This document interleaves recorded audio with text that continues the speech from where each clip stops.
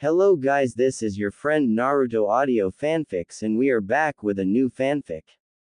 Which is what if Naruto united the nations through his harem, Yugito x Mei x Ino, Part 1. And if you enjoy this fanfic then please press the like button and subscribe to my channel for more fanfic like this. And now let's start the fanfic. Naruto was sitting in his room, well, it was more like a cellar closet. The floors were hard, cold, and uncomfortable, and the only thing he had to keep himself warm was the clothes on his back, which were too small for him, and moth-eaten. He looked at the ceiling and cried, H happy B birthday, T to M me, H happy B birthday, T to me. He curled his feet into himself as he sobbed. Slam. The door to his closet was thrown open and he was dragged out by his hair. He was thrown onto the ground as the air was knocked out of him. Standing above him, Kushina was stumbling over herself, the telltale smell of sake rolling off of her. Why you, demon? She kicked Naruto in the stomach as she grabbed a stake from the wall. How dare you sing when you killed my husband? She grabbed Naruto's hair and sneered, you filthy beast. She stabbed the stake into Naruto's chest, making the young blonde scream in agony. Kushina slapped him as she finished carving Naruto's chest up. I am ashamed to have birthed you. She stepped on his hand and began to apply even more pressure. The only reason you live here is so you can work off your redemption for killing my husband and child. Kushina spat in Naruto's face as she brought her foot back to kick him again. Be glad I have a kind enough heart to let you live under my roof. Just as Kushina was about to kick Naruto, he closed his eyes as he felt a burning sensation. When they opened, the blue that was there disappeared. Instead, the eye now had a gray sclera, a black pupil, and a series of rings making a ripple-like pattern. Instinctively he yelled out, Shinra Tenshi. The effect was instantaneous. Kushina was flung backwards to the wall, dazing her. Naruto sprang to his feet and raced up the stairs. Turning back to her, he yelled out, You don't want me here. Well good. I'm leaving this hellhole and never coming back. He slammed open the door and ran out of the house. The last thing Kushina saw before she passed out of shock was Naruto's eyes, which looked betrayed, sad, and angry, all directed at her. Sasuke. Don't come in. What? Sasuke screamed as he burst through the door, Father! Mother! He shouted as he noticed their bodies on the floor. I warned you Sasuke, Itachi spoke as he stepped out from the shadows. Brother! Father and mother are dia. Sasuke stopped halfway as his mind registered what had happened. You killed them. Why? Sasuke roared as he charged towards his brother, only for Itachi to seemingly phase out of existence and appear before Sasuke, his fist planted in the young boy's stomach. You want to know why? Fine, I'll tell you, this clan disgusts me, killing each other over such trivial things, power, authority, it's pathetic. If anything, the last 3 ninja wars have shown us that nothing good ever comes from obtaining such things at such a high price, namely thousands of people dead.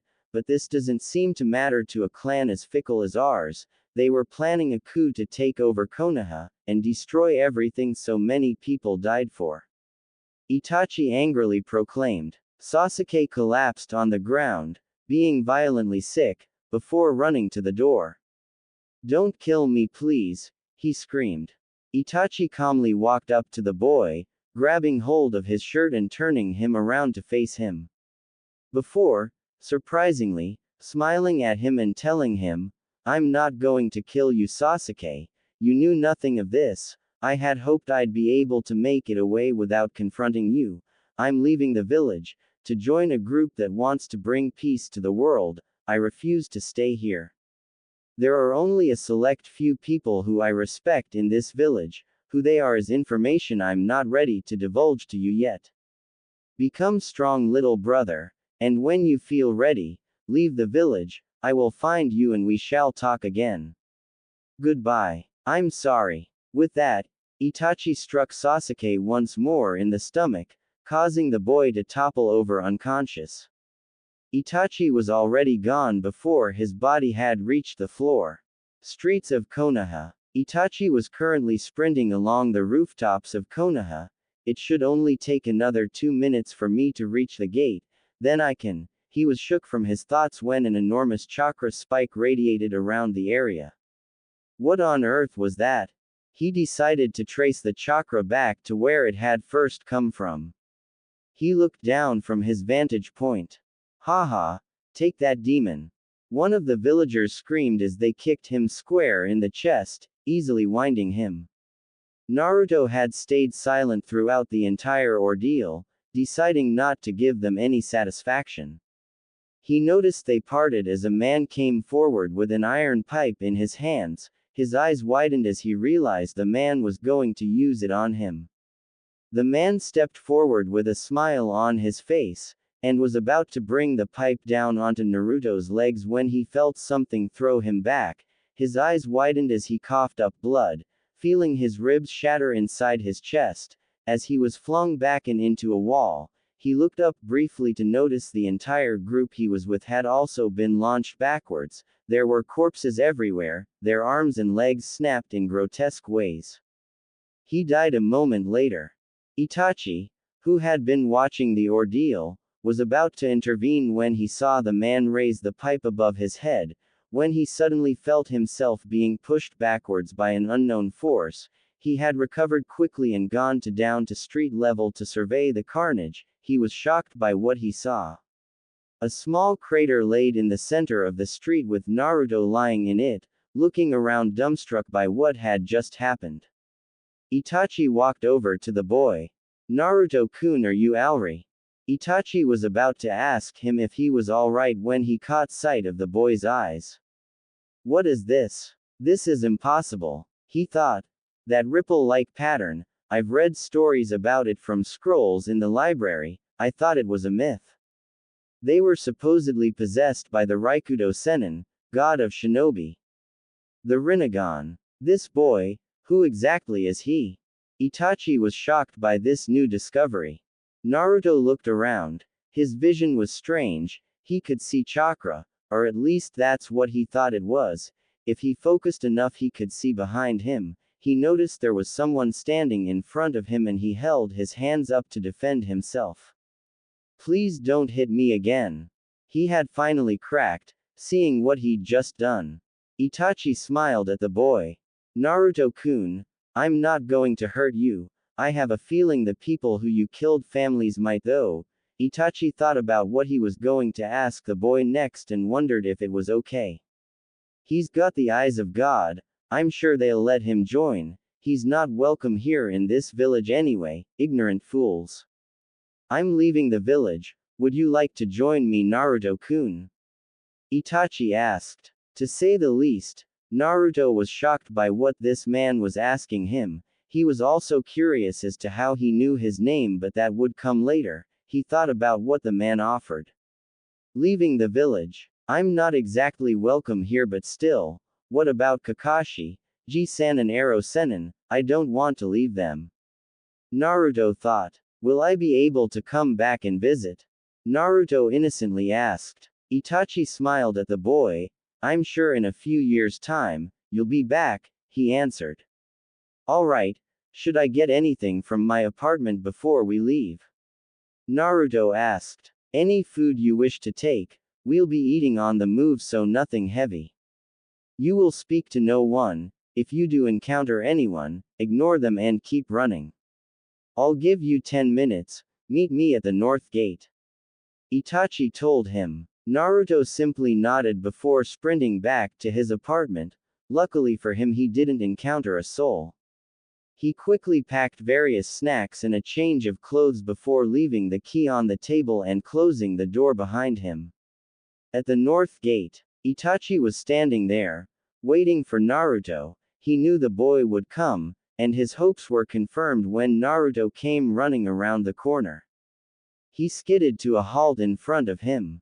Alright, let's go going. Naruto said. Itachi merely nodded. I'm sure you're curious why I'm leaving the village. I'll explain them to you soon as I know we're safe. For now, follow me, he said before launching into the trees, Naruto following closely behind, easily keeping up with him. Just what else can those eyes do? Itachi thought to himself as he remembered the directions of the map he'd been given, telling him how to reach a Megakure from Konoha. 4 hours later. Naruto, let's stop for a little bit. I think we're far enough away from Konoha to stop without needing a constant lookout. I'd also like to ask you some questions, if that's okay. Itachi asked. Naruto stopped, catching his breath, before helping Itachi find a clearing where they could rest for the night. What supplies did you bring? Itachi asked him. Naruto opened his pack and showed Itachi what he'd brought. There was some slightly crushed onigiri and a few bottles of water. Itachi looked at him for a moment. It's to be expected that you didn't know what to bring. Go and gather some firewood and I'll prepare what food we have. I'm afraid we can't stay still for long, but I'd like you to answer those questions now. He told him. Naruto nodded and headed off into the forest. Within 5 minutes, Naruto had returned with some reasonably sized branches that looked like he'd snapped them in half, and plenty of smaller twigs. Itachi was quite impressed by this. Naruto, how did you know exactly what kind of things to collect? He inquired. Oh, I went to the library and read a lot about ninjas. I was going to enroll in the academy the day I turned 10, so I could prove to the villagers that I want to help them, not destroy them as they always seem to think, he replied sadly. I understand, Itachi replied, nodding his head slightly. Now Naruto, do you feel any different since what happened in the street? Itachi questioned. Naruto took a few moments before answering, yeah, I feel great, but my eyesight has become all strange and distorted. I think I can see chakra. It looks odd. Around your body I can see these strange blue swirls. Do you have any idea of what they are? Naruto finished with a question. It's chakra, Naruto. You don't see anything else, just the swirls? Itachi asked. Naruto just nodded. I can only see the blue swirls. They're inside your body as well. Am I supposed to see something else? Itachi just shook his head. That's surprising. They can only see chakra. He thought. I want you to take a look at this.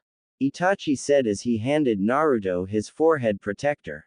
Look at your reflection. Naruto did as he was told and almost collapsed. What's happened to my eyes? He roared. Itachi smirked before speaking. It's called the Rinnegan, Naruto. It's a legendary dujutsu, said to be possessed by the man who discovered the true use of chakra and invented ninjutsu, the Raikudo Sennin. I don't know anything about it apart from the thing we've just learned, that you can see chakra. I'd also like to check something out when you've calmed down a bit more. Naruto was currently staring at his reflection on the forehead protector. He gradually began to accept the way he looked, before moving the forehead protector closer to his eyes. Hey, they look pretty cool, he thought to himself.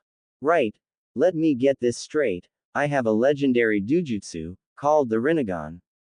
Itachi merely nodded. It was said to be possessed by the man who invented ninjutsu. Itachi nodded once again. Well, I've got to say, that's awesome, Naruto shouted as he started laughing. Itachi had a slight unnoticeable smile on his face. It's quite ironic really, a boy who was constantly beaten and ostracized for something that was out of his control, will likely become one of the strongest ninja of all time. Itachi stated matter-of-factly. Naruto stopped laughing after he heard what Itachi had just said, and just sat there for a few moments with his mouth agape. This caused Itachi to smirk and added, even if I reach my full potential, if you Naruto are to reach yours, I will not be able to defeat you. I doubt anyone in the world will be able to stand against you. However, don't think this will just fall in your lap. You will have to train for many years to achieve that level. Naruto merely nodded before remembering what Itachi had said earlier. What is it you wanted to check out, Itachi? He asked. Oh yes, I just wanted to see if your new eyes could detect barrier jutsu, as that will be extremely effective if you are sent on reconnaissance missions. Step back a few feet and let me use one. Tell me if you noticed anything different. Itachi said. Naruto nodded and stepped back. Kekai. Tengai Hojin, Itachi shouted after performing a few hand seals. Naruto noticed it immediately. I can see it, it's some sort of dome surrounding you. Itachi was surprised. I see, so you can see barriers as well.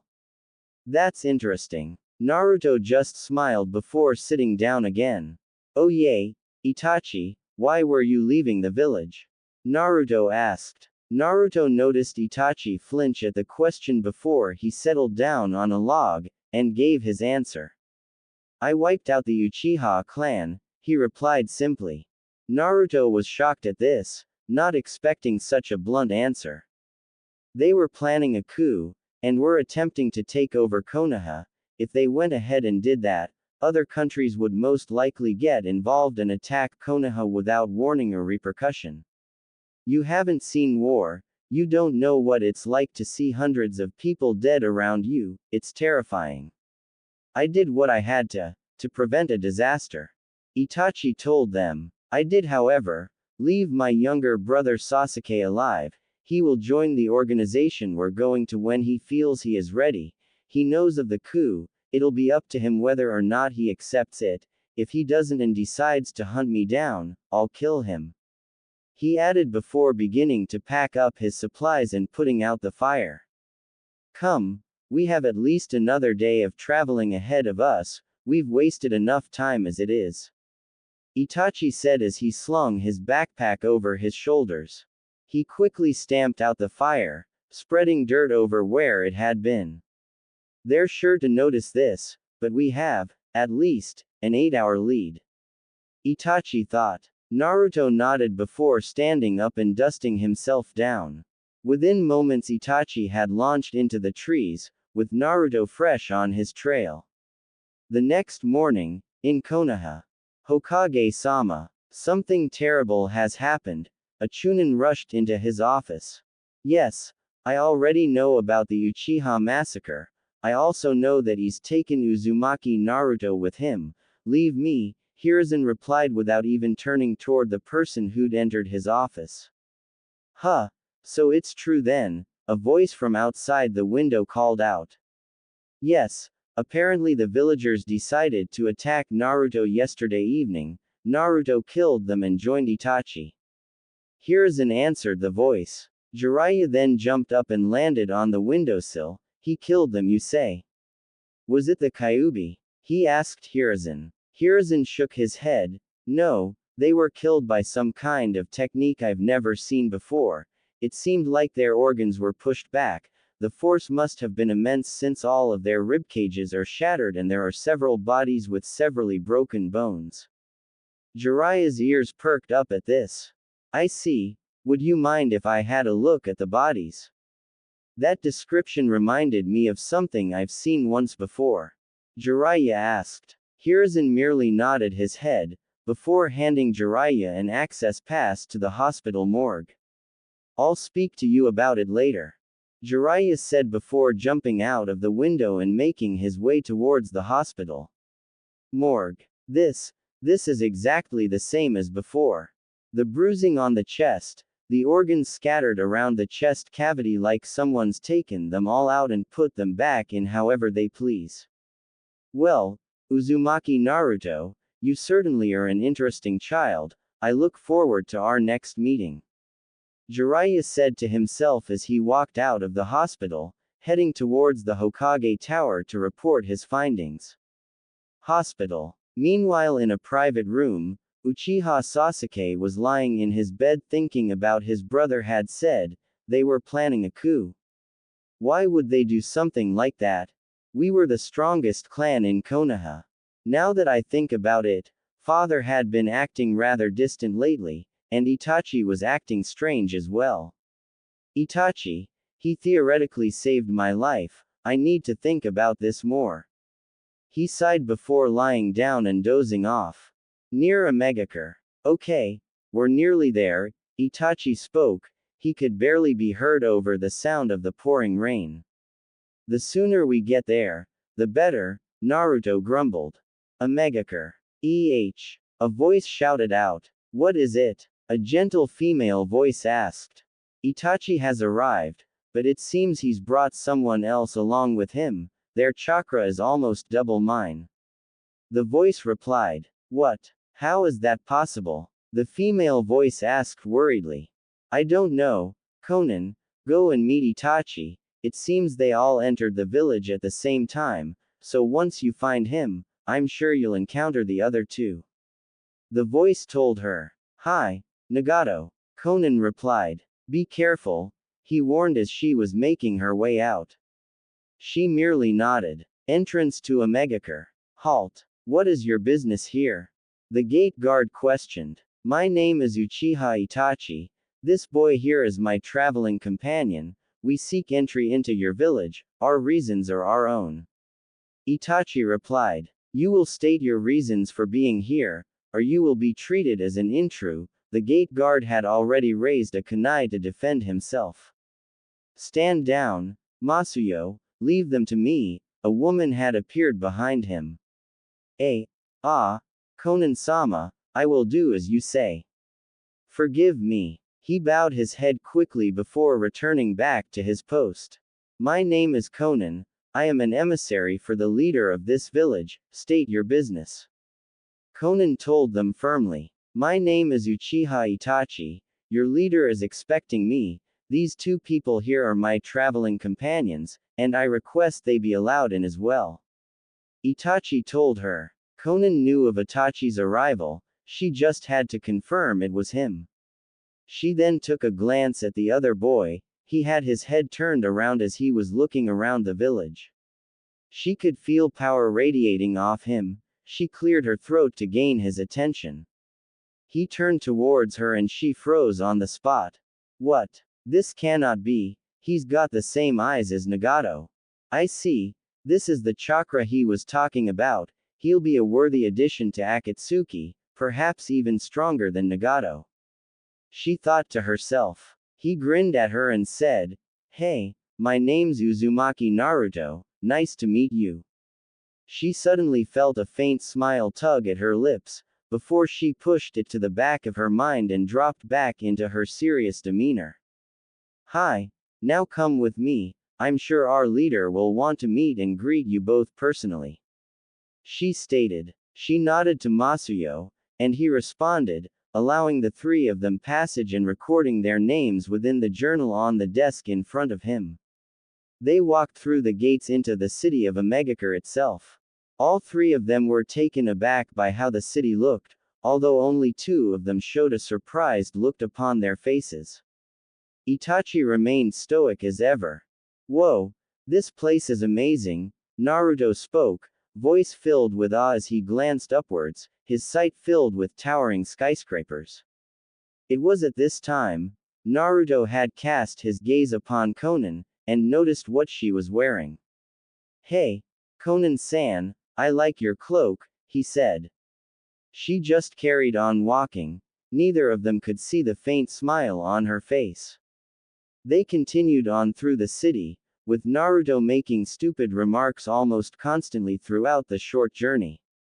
They soon reached the entrance to the highest tower in the city and Conan stopped abruptly in front of it.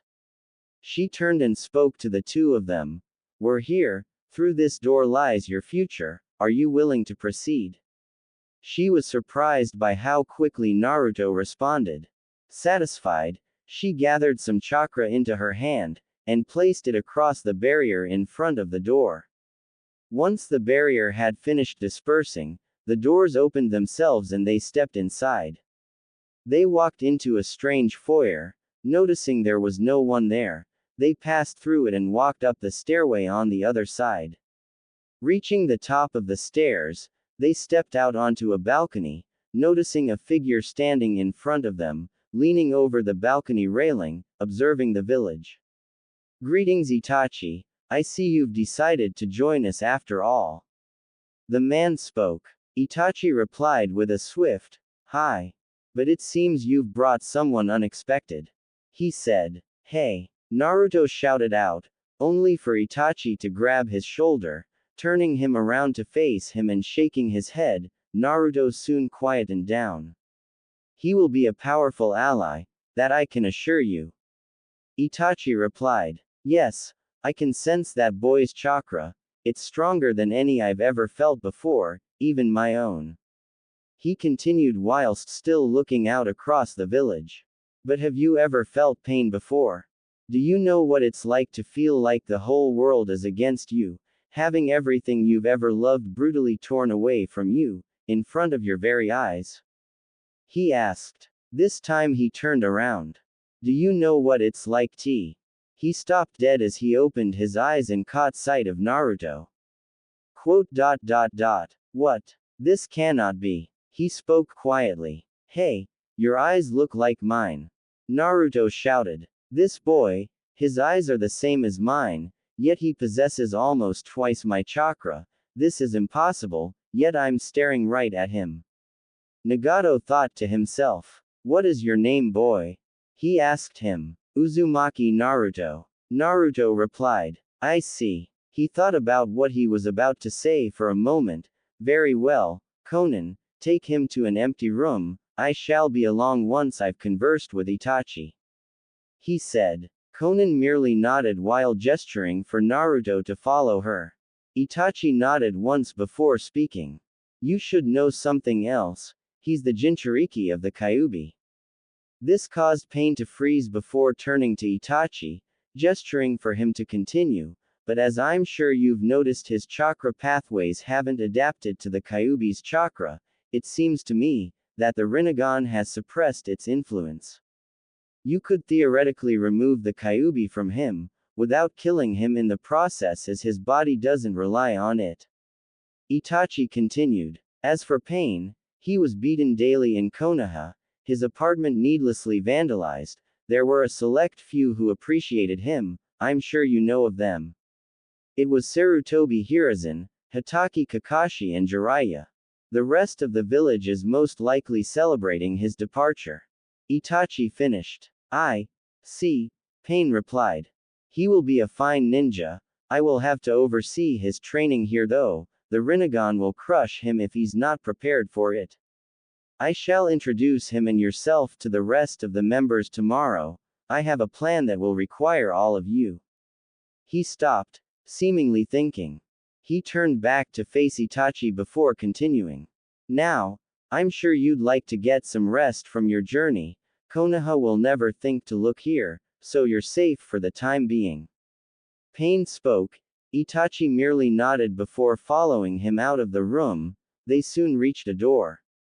"You can stay in here for now," he said, before walking off, leaving Itachi outside the room. Naruto was currently sitting on his bed, bouncing up and down, with Konan standing by the door, watching him. The door opened and Pain stepped through. He glanced at Konan, before stepping in the room fully, and speaking to Naruto. "Naruto, I would like to speak to you about something, it's important," he told him. "All right," Naruto answered, stopping his bouncing and sitting the bed properly. "So be it. I'm going to tell you about those eyes of yours. As Itachi has most likely already told you, they are called the Rinnegan, and were possessed by the so-called god of shinobi, the Raikudo Sennin." Naruto merely nodded, before Pain continued. "What he most likely didn't tell you are the benefits of having such eyes. First, you possess all 6 of the chakra elements, allowing you to perform almost any technique you wish. Second, they provide you with a huge amount of chakra just by awakening them. I won't ask what happened to cause this. However, it seems you had a huge amount of chakra to begin with, so your levels are now the highest I have ever seen." Naruto sat there in silence, taking it all in. "There's something I want to ask you. Before you awakened the Rinnegan, did you have any other episodes?" Fits of rage where you'd black out and wake up, not being able to remember what had happened. Naruto shook his head. No, this is the first time it's ever happened. I see, Itachi was right, there's no trace of the Kyuubi's chakra at all, even on his stomach, where the seal of Jinchuriki usually is. We may be able to remove it from him without killing him. It'd be a tremendous waste if he were to die. Nagato thought. I also know you're the container of the Kyuubi. This caused Naruto to visibly flinch. However, we may be able to remove it from you. Normally this would kill you, but it seems like the Rinnegan has suppressed its influence from birth, therefore your body has not become accustomed to its chakra, so it's just sitting there inside you. Almost separate from you. Pain finished. Naruto sat there for a moment, he looked down at his hands and clenched his fists. He nodded to himself before glancing back up and saying, I'd like to risk it, I just want to be seen as me. I understand, tomorrow I will introduce you to the rest of Akatsuki and we shall begin the sealing from there. They both nodded. Before Naruto could open his mouth, Pain had already begun answering his question. Your training, Naruto, will consist of me teaching you the various techniques of the Rinnegan, however, I will only teach them to you once I see you can handle them. I'll have the rest of Akatsuki teach you as many elemental techniques as possible, we'll also discuss taijutsu but all of this will come later.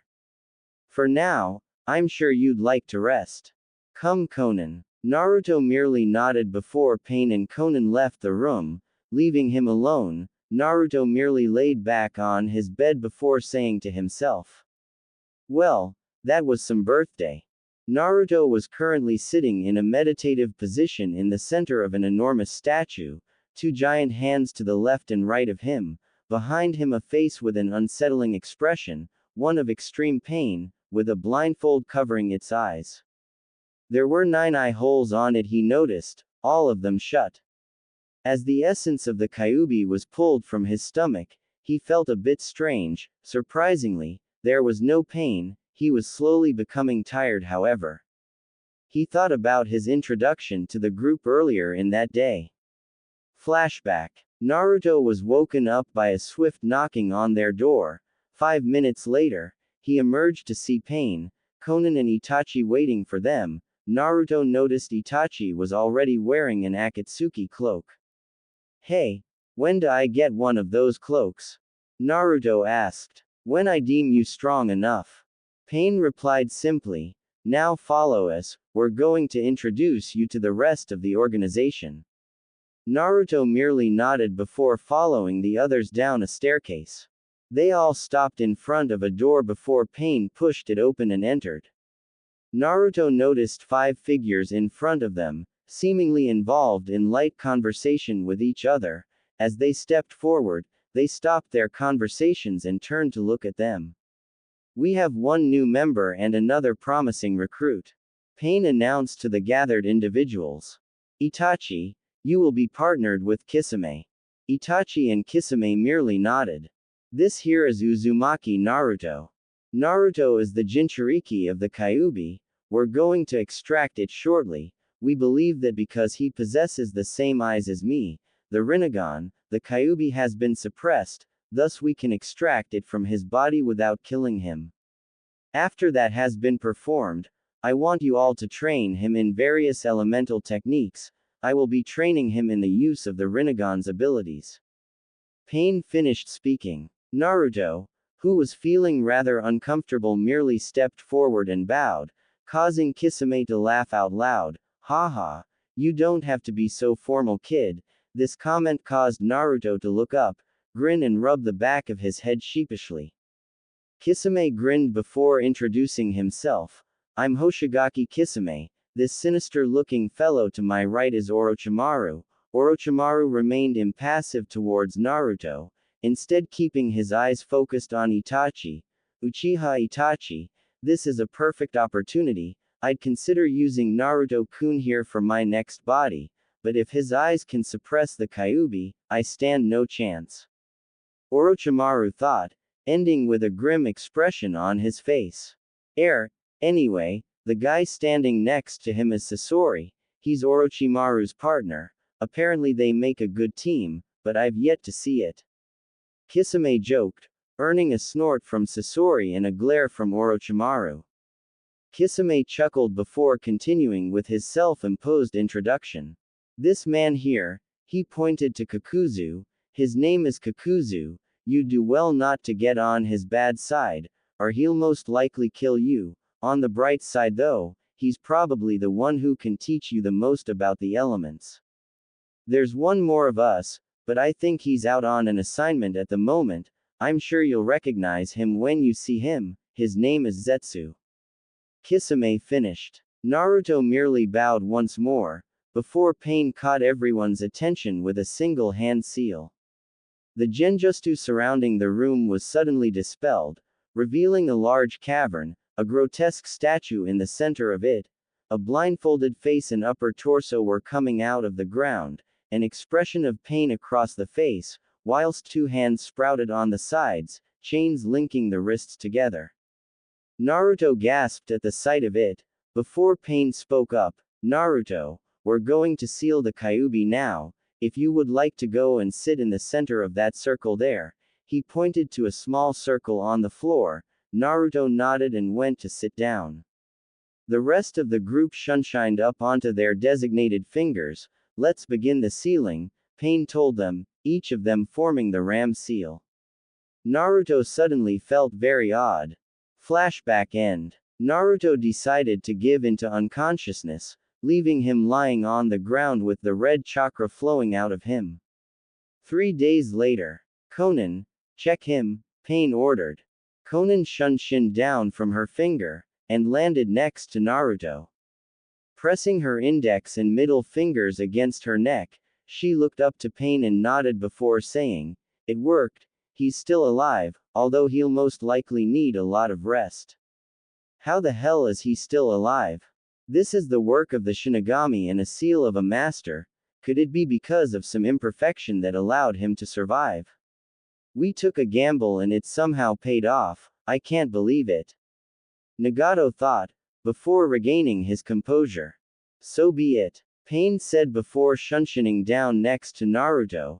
Kisame, get down here and take Naruto to his room. What? Kisame was startled by this sudden order. However, judging by the look in his leader's eyes, he was going to have to do it. Shunshining down next to the boy, he picked him up and slung him over his shoulder. Kisame merely kicked the door of Naruto's room open, and placed the boy down on his before leaving. 2 days later. Naruto groaned as he slowly opened his eyes. Where am I? Oh, that's right, the Kyuubi. He said. He heard his stomach rumble. Man, I'm so hungry. Good morning. Kisame shouted, not even bothering to knock or even open the door properly. He had in fact kicked the door so hard, it was barely hanging onto its hinges. Naruto just looked oddly at him. He noticed this and smiled a toothy grin back at him. This always seemed to wipe any expression of his face, he noted, most likely because of his jagged teeth. Leader Sama wants to see you. Get dressed and be upstairs in 5 minutes, he said before leaving almost as quickly as he'd burst in the room. Naruto barely had time to nod in acknowledgement. 5 minutes later, Naruto was dressed. He had been given new clothes, as his casual clothes would just wear away with training, or so he was told. Naruto was given a mesh shirt to wear underneath a black jacket. The interior of the jacket was a dark red, much like the color of the Akatsuki cloaks, minus the clouds. He also wore standard Junin trousers and ninja sandals. He walked upstairs into a meeting area of sorts, only to see that Kakuzu, Sasori and Orochimaru were nowhere to be seen. Pain was the first one to sense his presence and turned around to greet him. Ah, Naruto, I trust you're feeling better. He asked. Naruto simply nodded, not wanting to draw unnecessary attention to himself. His stomach was practically screaming for attention. Good. We shall begin your training then. Come with me, Pain said, before swiftly turning towards the door and walking out. Naruto and Pain had entered a huge library just off the side of the meeting room. We're going to start on chakra control first, and I'll be teaching you the Bunshin, Kage Bunshin, Henjin Kawarimi no Jutsu first. After you've completed those, I would like to talk to you about your Rinnegan. Pain said. It doesn't matter how long it takes, from 1 week to a year, I won't give you a moment to rest unless I see that you deserve it. He continued. Naruto nodded. Now let's begin. 6 months later. In the last 6 months, Naruto's chakra control had exceeded all expectations. Naruto had mastered Kage Bunshin, Henjin Kawarimi. He couldn't perform Bunshin, however. Pain put it down to having simply too much chakra. He said the forbidden version was superior to it anyway. Naruto, stop for the moment and come over here. Pain called out to him. They were currently outside while Naruto sat with 100 Kage Bunshins, each practicing chakra control. Pain had stated that he didn't need to work on Henjin Kawarimi, saying they'd be mastered to a level not many people can reach. Kage Bunshin, he'd explained that it would help speed up his training hugely, since every clone, when dispelled, will transmit everything it's learned back to the creator. Naruto stood up and walked over to where Pain was standing. I want to show you a technique. Itachi was describing to me what happened the night he found you. He said he felt himself being forced back. What did you feel and see? Pain asked. Naruto thought about it for a moment before answering. I don't know, I can't really remember. I felt like I was falling for a split second before I hit the ground and then everything around suddenly launched backwards. Pain nodded. Yes, that sounds familiar, like the first time I awoke my Rinnegan. I have named the technique you used.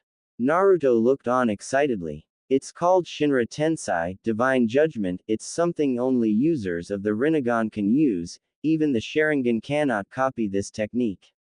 You can focus it into your hands and apply much more force to the technique. Using it like this can easily shatter wood, bone and stone.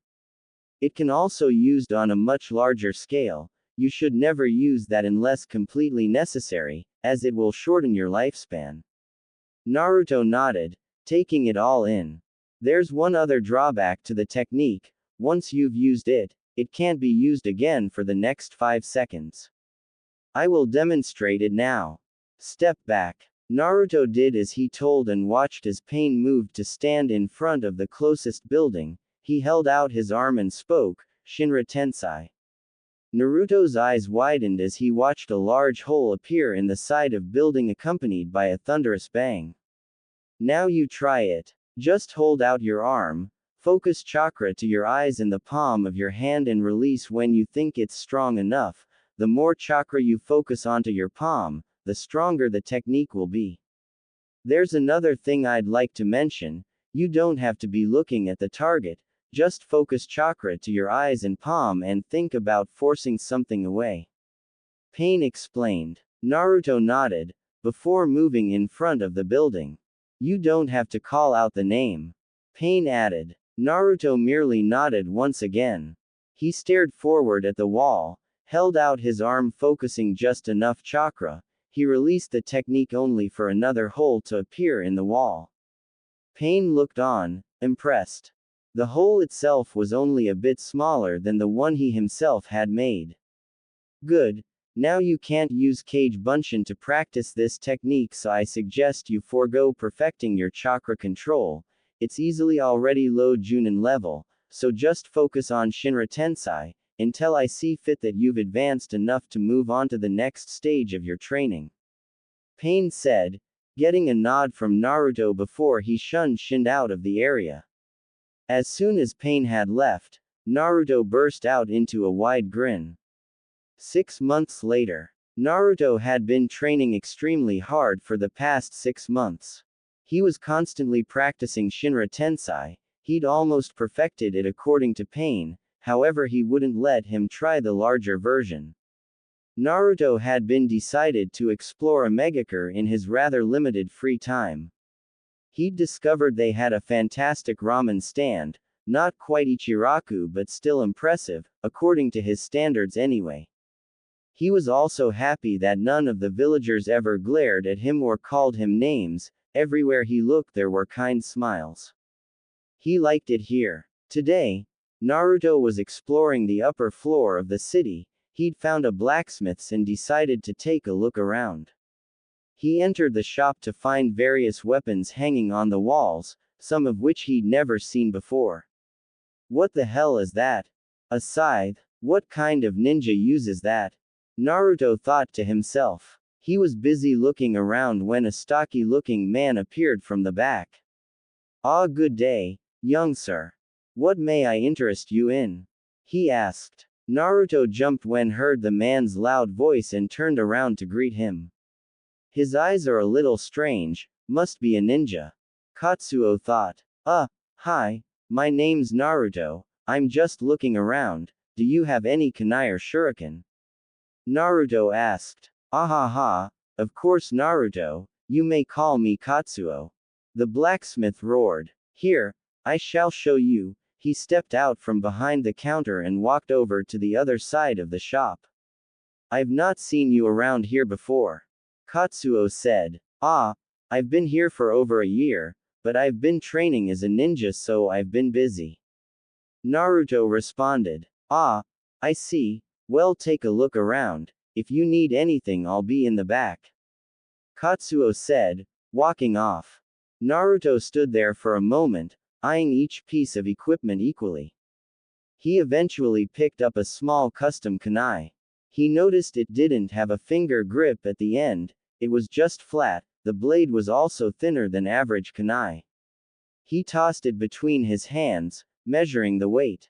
Happy with it, he decided to make a request of the owner. Katsuo-san, he shouted. The large man appeared from the back, a large smile on his face. Would you creating 40 of these for me? I don't know when I'll be back, but I really like them. Naruto pleaded. A custom order I'm glad you like them, of course I'll hold them for you. Next time you come in, I'll have the order filled and I'll give you the price then as well. Katsuo told him. Naruto merely grinned before placing the kunai back on the shelf, and strolling out of the shop. Naruto, what's your last name? Katsuo shouted after him, baffled by the boy's display. Oh well, I'm sure he'll be back, I'll just write, Naruto, as the name for now, I doubt there's many called that anyway. Meanwhile, Naruto was looking for somewhere to get some lunch. He passed by a noodle stand and decided he'd try these today. He walked through the curtain and sat down at one of the stools placed in front of the counter. An elderly gentleman turned around and handed him a menu. Naruto took it from him and spent 5 minutes perusing it. Having trouble choosing what type to eat, he decided on kitsune soba, getting a happy nod from the owner. That's one of my favorites. The man told him. Naruto sat there for around 5 minutes, wondering what kind of training he'd do tomorrow. The thought excited him. The bowl of noodles was placed down in front of him. Naruto glanced down at it and eyed it hungrily. He snapped his chopsticks and dug in. The old man merely laughed as he watched Naruto struggle with the deep-fried tofu that floated in the broth.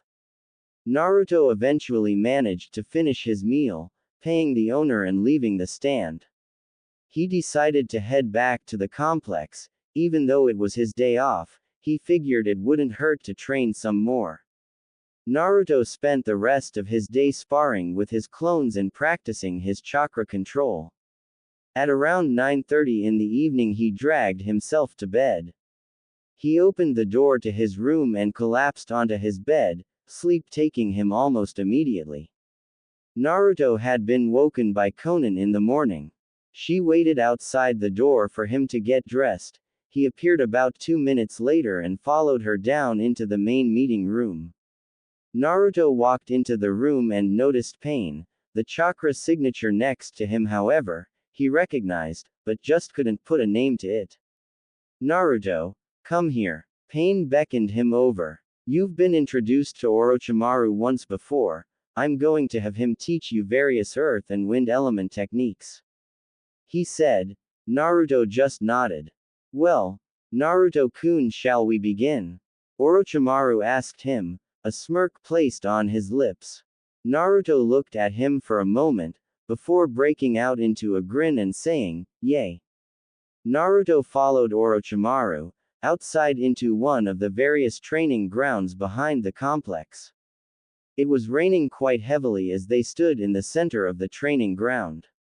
Okay, Naruto-kun, the first jutsu I'm going to teach will be Futon, Datapa Wind Release, Great Breakthrough. The hand seals are tiger, ox, dog, rabbit, snake. Would you like to try it?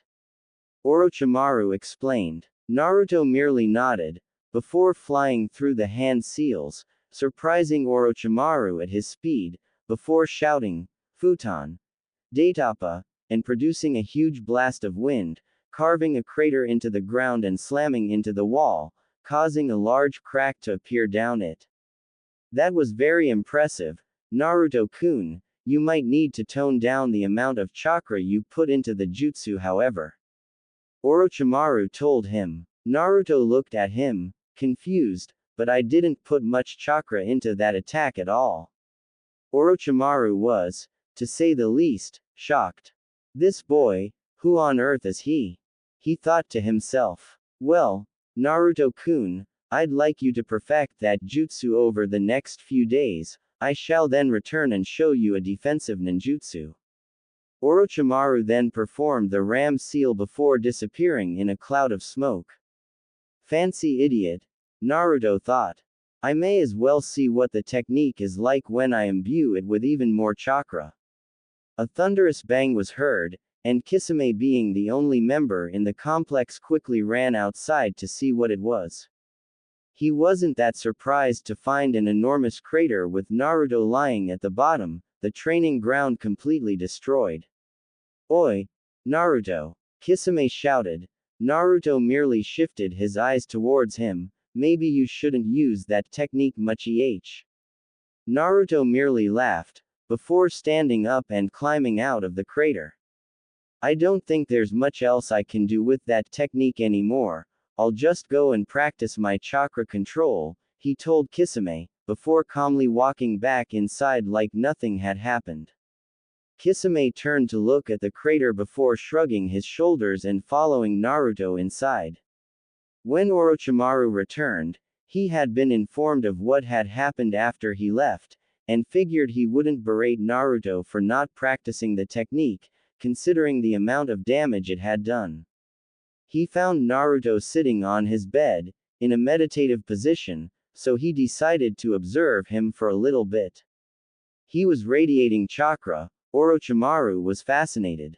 Naruto felt the presence as soon as they had entered the room. He didn't know who it was as they were masking their chakra, and he knew they must be incredibly skilled if they can hide their chakra, even in front of his eyes.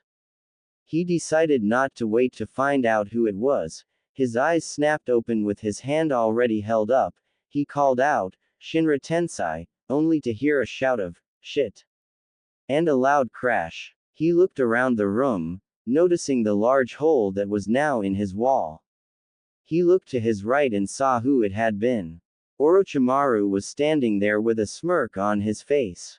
Bravo, Naruto-kun, you've changed considerably over the course of this year. When you were first introduced to us, your guard was constantly down, and any one of us could have killed you in a second. He said. Naruto wasn't surprised at this at all. But now you've started to train those eyes of yours, you're slowly becoming a worthy adversary.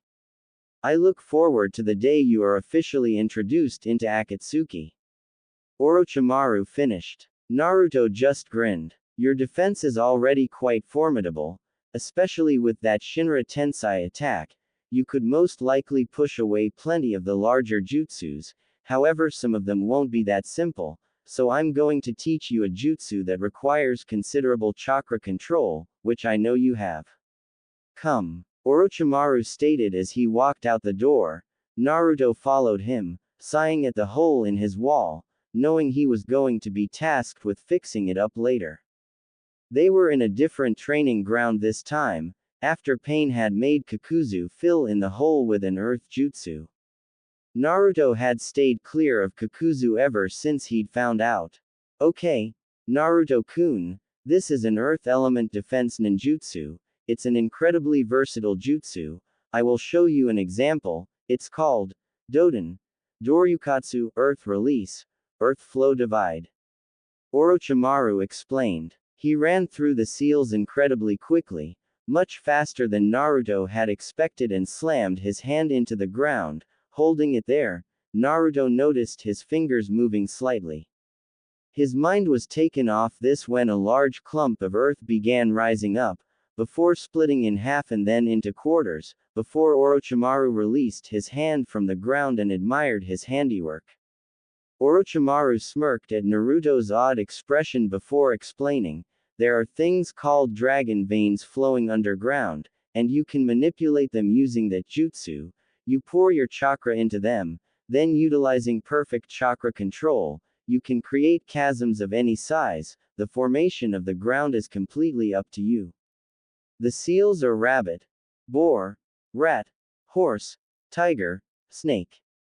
Now show me. Naruto performed the hand seals and called out, Doden, Doryukatsu, before slamming his hand on the ground. He channeled chakra into the veins. He was surprised he could feel them. It must have something to do with the jutsu, he thought.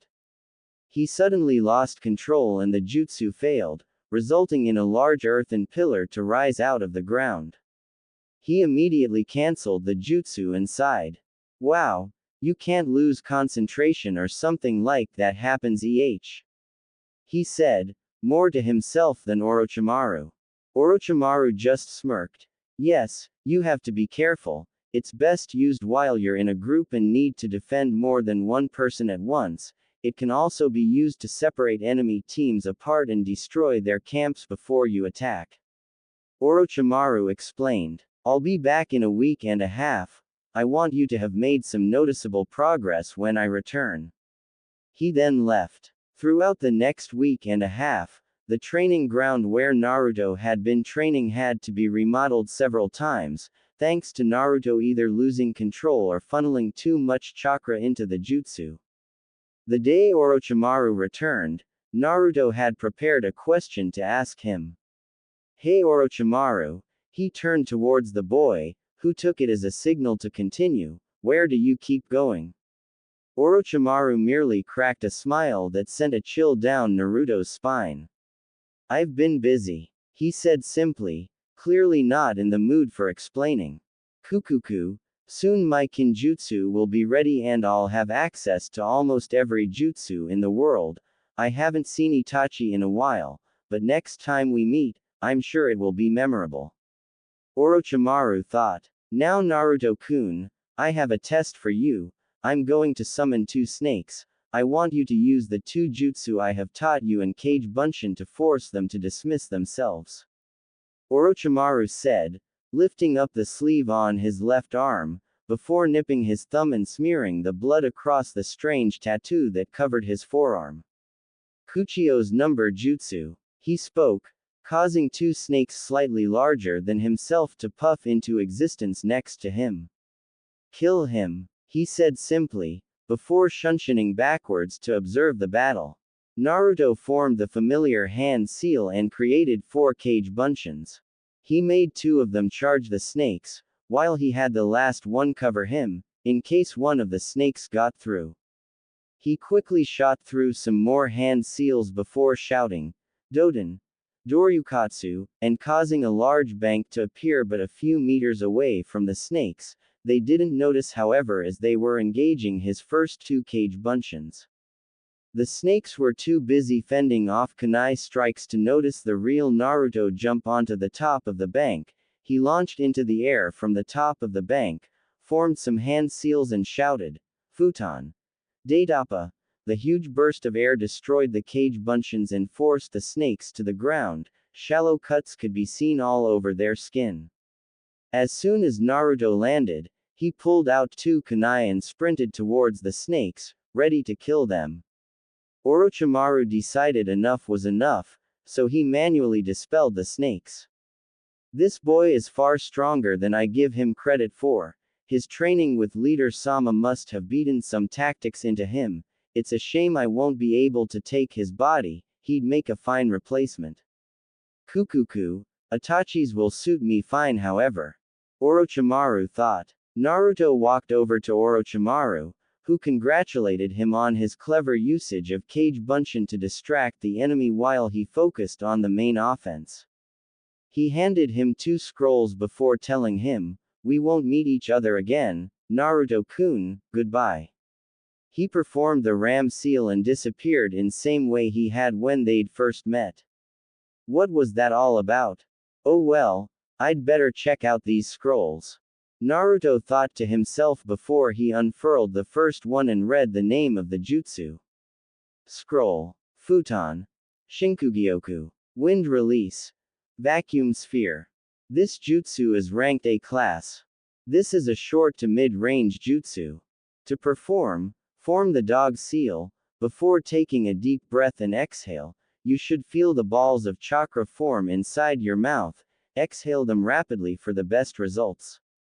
The amount of chakra you put into each ball will affect how much physical damage they do. A small amount of chakra will merely hit the target, most likely bruise them but do nothing more. A large amount however can penetrate the skin like a thrown kunai, therefore proving fatal if aimed at the right areas. End scroll. Hey, this sounds like a promising jutsu. It looks a bit troublesome to use though. The exhaling part sounds like it will take some getting used to.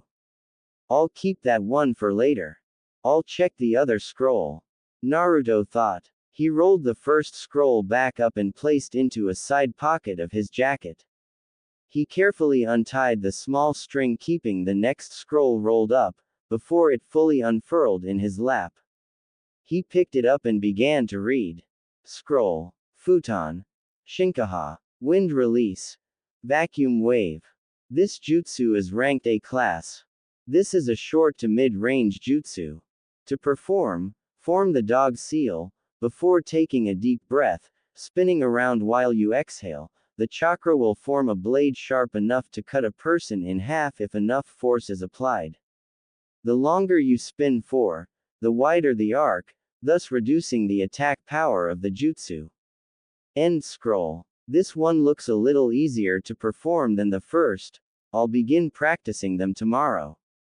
Naruto thought, smiling as he made his way back to his room, happy that he'd got more techniques to learn. The next day, when Naruto woke up the next day, he decided he wasn't going to use Kage Bunshin to learn these new wind jutsu. They seemed far too dangerous to have even 5 clones try it. He thought about which one to try first. He eventually decided on Futon, Shinkaha, as it seemed easier to use than Futon, Shinkugyoku. He was heading downstairs when Konan caught him. Naruto, Pain has suggested I test you today, follow me please. She told him. He merely nodded and followed her down to one of the training grounds. They stepped into the center. Naruto noticed that Konan formed a paper clone, before the real one stepped back. Naruto, I want you to defeat my paper clone. It will be a good training exercise, and grant you some much needed battle experience. Konan told him. Naruto stood there for a moment, thinking over what Konan had told him. Alright, let's do it. Naruto said. Konan's clone merely nodded before several pieces of paper were torn from her body and flew at Naruto. Kami Shuriken, paper shuriken, the clone called out. Naruto barely had time to react, just barely diving out the way. He glanced at the paper shuriken, noticing how deeply they were embedded into the ground. What? It's just paper, but they can do that much damage. Naruto thought, standing up, quickly forming 3 Kage Bunshin, ordering them to charge at Konan. Konan noticed this. She also noticed the real Naruto staying back. Sweden. Suihachi, water release. Water wave palm, she called out, aiming a steady jet of water from her palm, dispersing the 3 clones in front of her. The smoke briefly obscured her view. Naruto used this to his advantage and launched through it, expecting his blow to connect. He merely fell out of the smoke and crashed into the ground. Looking up, he glanced around and saw that the clone was standing behind him now. He stood up quickly, running at the clone with a kunai drawn. He swung at her in a wide arc, only for her to catch his arm, look at his face for a moment before punching him in the face. As she did so, she let go of his arm, and jumped backwards. Shit. Naruto thought, standing back up once again, rubbing his sore cheek. Where is she now? He looked around and caught sight of her. She was merely standing there anticipating his next attack. He decided to try ninjutsu against her. He quickly formed 2 more Kage Bunshin and ordered them to distract her. He watched as Konan engaged the 2 clones in close combat and quickly ran through some hand seals. He jumped forwards as he finished the final one and called out, Futon, Daitapa, the force of the jutsu forcing the Kage Bunshins to disperse. Konan's clone had been expecting this jutsu, just not as powerful as it was. The paper clone dispersed under the immense pressure of the wind, the various cuts appearing on the body not helping. Naruto landed on his feet, taking several deep breaths. He noticed Konan walk out from the complex and over to him. Well done, Naruto, however you are far too reckless. You're lucky it was only a spar. My clone could have killed at any time, particularly when you jumped through the smoke of your Kage Bunshins. You could have also been killed when you charged me with your kunai. You need to work on other things than just your ninjutsu. I have several books about tactics and how to act during a heated battle. I shall bring them to your room later this evening. Konan told him. Naruto merely nodded, before thanking her for the books and leaving to go and get some lunch. Konan was left there. You can come out, you know, she said. Maybe you should introduce yourself to him. No. Zetsu replied. He'd either bully me for looking strange, or run away scared. He joked. You're worried about being bullied by a 10-year-old. Oh, how the mighty have fallen, Konan replied sarcastically. Also, he won't run away. He's far stronger than he lets on. Hey, you're telling me, he seems to have unprecedented potential. It's no wonder Pain himself is training him. Zetsu said. Konan just nodded. He'll be quite formidable when he's older, Zetsu's darker half commented. Konan nodded once again before walking off. Naruto had gotten some dango for lunch. He enjoyed testing the various flavors. He wasn't sure which his favorite was yet, so he decided to have a stick of each. He'd returned to the training ground. He was currently sitting down studying the scrolls that Orochimaru had given him. He told himself he'd be fine learning Futon, Shinkaha without any help, but realized he would need help getting to grips with Futon, Shinkugyoku. He decided to ask Itachi about it, knowing the man was currently in the compound. He ran inside and found him poring over a scroll in the meeting room. Naruto walked over to him and asked him how he'd go about performing the jutsu. Itachi told him it'd be wise to exhale them slowly, but forcefully to begin with, then as he became better with the jutsu, he could increase the speed he exhaled them at. He nodded along as he listened, mentally slapping himself for not thinking of that himself. He added that it would require immense concentration to spit them in such quick succession. He knew now that he'd have to study those books Konan had mentioned thoroughly, realizing just how far he still has to go. Naruto knew he wasn't that advanced in ninjutsu techniques yet. He figured he could ask the other members to help him in that area, and perhaps even some taijutsu training. 1 year later, Naruto had decided to keep a journal of every jutsu he had learned, for quick reference if needed. He also gave a quick explanation. Journal. Kaden. Hosenka no Jutsu, Fire Release. Phoenix Immortal Fire Technique. A jutsu mostly used for distraction, you launch several small balls of fire at the target. Itachi told me you could set various traps using the jutsu, but then said I'd have to figure out how on my own. The hand seals are rat, tiger, dog, ox, rabbit, tiger. Kaden. Gokaku no Jutsu, Fire Release. Great Fireball Technique. You have to take a deep breath, and gather chakra in your chest, then exhale. I've watched Itachi do it, and he seems to make a ring around with his mouth with his index finger and thumb before spewing out the fireball. He told me it's not necessary to perform the jutsu, just force of habit. The hand seals are horse, snake, ram, monkey, boar, horse, tiger. Kaden. Karyu Enden, Fire Release. Fire Dragon Flame Missile. This is an offensive jutsu, it's along the same lines as Gokaku no Jutsu.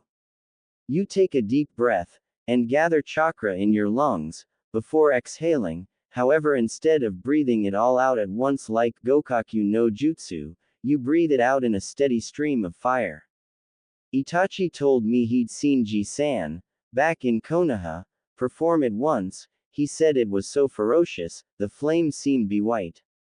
The hand seals are ram, horse, snake, dragon, ox, tiger.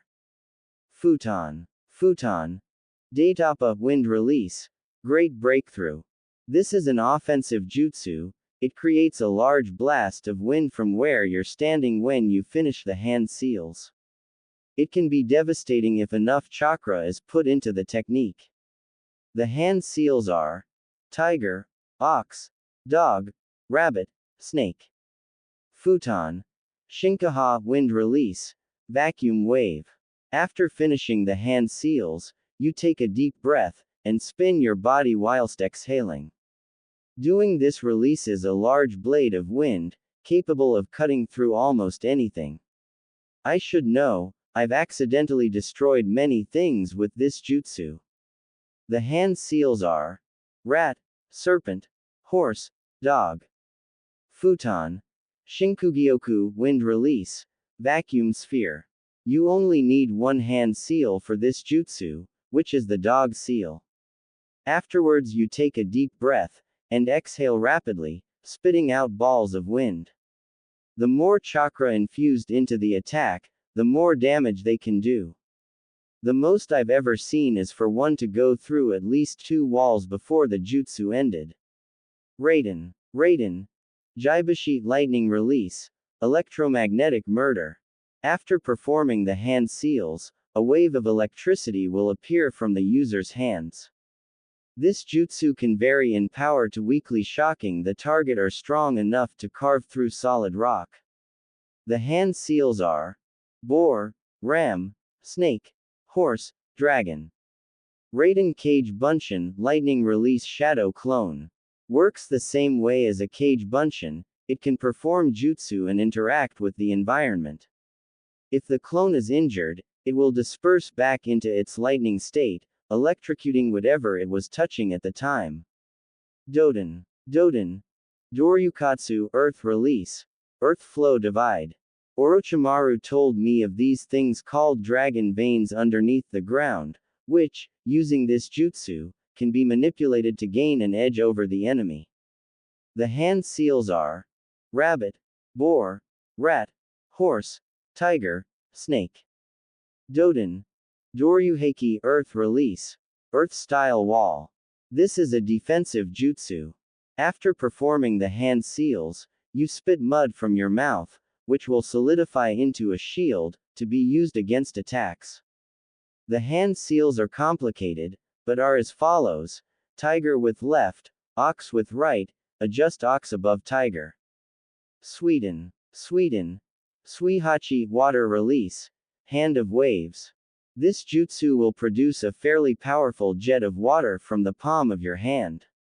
The hand seals are snake, horse, rat. Sweden.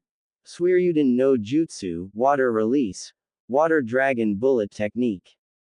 Kisame taught me this jutsu to be used the opponent is weakened and can't currently move or defend, as there are 44 hand seals. The hand seals are ox, monkey, hare, rat, boar, rooster, ox, horse, rooster, rat, tiger, dog, tiger, snake, ox, sheep, snake, boar, sheep, rat, monkey, rooster, dragon, rooster, ox, horse, sheep, tiger, snake, boar, rat, monkey, hare, boar, dragon, sheep, rat, ox, monkey, rooster, boar, rat, snake, rooster. End of journal. In the past year, Naruto had found out Orochimaru had tried to attack Itachi, and somehow take his body. Itachi had simply used a genjutsu on him before slicing his hand off, thus disrupting the jutsu. He'd also gone and retrieved his order of custom kunai from Katsuo. It had taken him a little while to get used to the weight, but he noticed they seemed to be slightly faster and could be used with normal kunai to perhaps catch the enemy off guard. It was also during this year, he had met Zetsu. To Zetsu's satisfaction, he didn't seem bothered by his appearance. Naruto was, in fact, in awe of him. He never told him anything about himself, just a quick introduction. To throw him off his trail, he complimented Naruto's skills. Being 11 years old, his ego swiftly increased. Although he was brought crashing back to earth the moment he mentioned anyone in Akatsuki could defeat him easily. He left abruptly after that, leaving him to wallow in self-pity. Naruto had decided that lunch would soon cheer him up.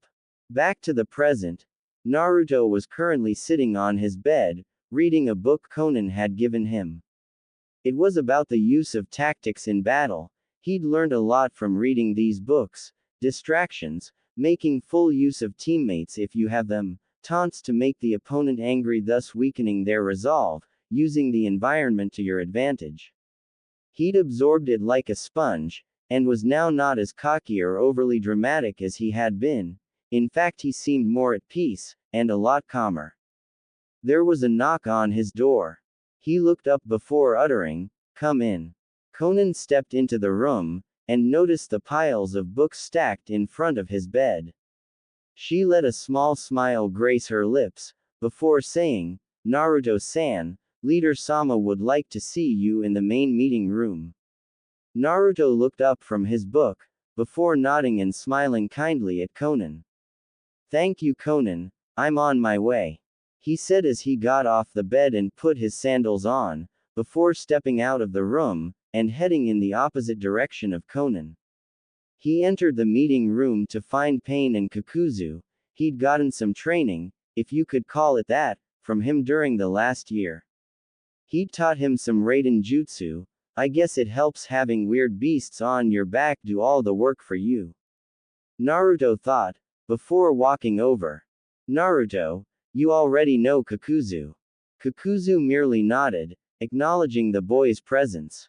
"You're going with him to hunt down an A- class missing nin," Pain told him. Naruto didn't react, processing this new information.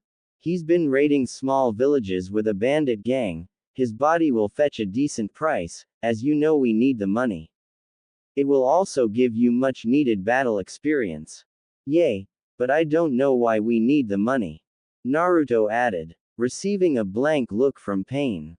"All will be revealed in due time. For now, just do as I tell you," Pain commanded with a subtle undertone of authority. Naruto merely nodded, not wanting to argue. He followed Kakuzu out of the compound. "We're going to a small village near the border of Aim no Kuni. I've heard from various contacts that the bandit gang our target is said to be involved with have been attacking travelers near there." Kakuzu spoke. Naruto just nodded along. "Alright, how long will the journey be?"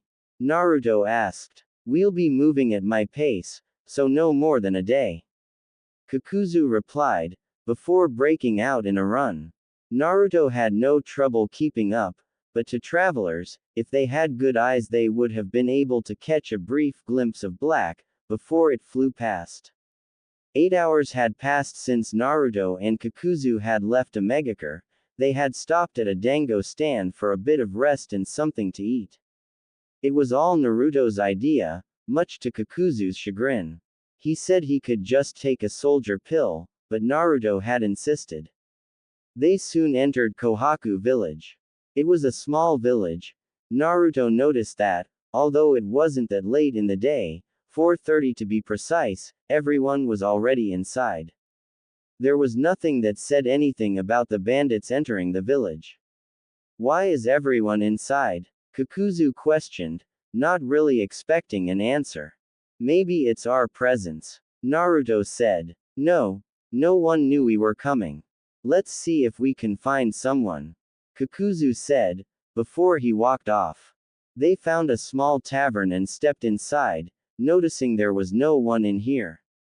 "Ah, sorry gentlemen, I was just closing up, I'm afraid I can't serve you," the bartender told them as he swept the floor. "I don't care about that," Kakuzu told him coldly. "Where is the bandit gang that has said to have been around this area? You can't be thinking about going after them," the bartender practically screamed. "I didn't ask for your concern, tell me where they are." Kakuzu responded, a certain edge in his tone that sent a chill down Naruto's spine.